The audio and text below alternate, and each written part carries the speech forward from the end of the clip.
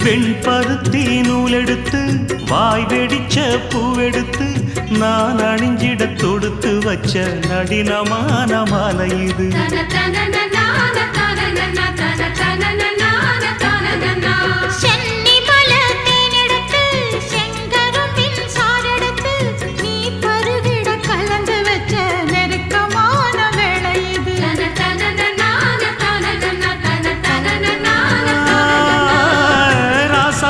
உடம்பிருக்கும் ரவிக்க துணி நானாக அன்னாடம் சூடி கொள்ள ஆசை வச்சாகாதா.